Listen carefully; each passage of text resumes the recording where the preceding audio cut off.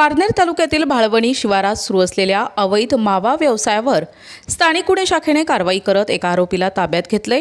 या कारवाईत मावा तयार करण्याचे इलेक्ट्रिक मशीन, तयार मावा, सुगंधित तंबाखू, सुपारी चुरा, कलर, इलेक्ट्रिक काटा आणि विमल पान मसाला असा एकूण 2,05,280 रुपयांचा मुद्देमाल जप्त करण्यात आलाय। पोलीस अधीक्षक मुमक्का सुदर्शन यांच्या आदेशानुसार स्थानिक गुन्हे शाखेचे पोलीस निरीक्षक संतोष मुटकुळे यांनी अवैध व्यवसायाविरोधात कारवाईसाठी पथक नियुक्त केले होते।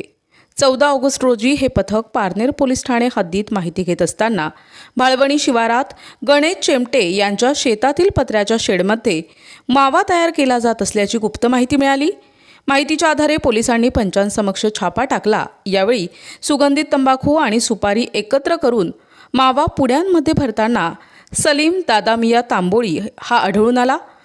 त्याला ताब्यात घेत पोलिसांनी घटनास्थळावरून 1,05,000 रुपयांचे मावा तयार करण्याचे इलेक्ट्रिक मशीन, 40,000 रुपयांचा 20 किलो तयार मावा, 5,000 रुपयांची 5 किलो सुगंधित तंबाखू, 40,000 रुपयांचा 40 किलो सुपारी चुना, 5,000 रुपयांचा कलर, 7,000 रुपयांचा इलेक्ट्रिक काटा, 2,880 रुपयांचा विमल पान मसाला आणि 400 रुपयांचे इतर साहित्य जप्त केले।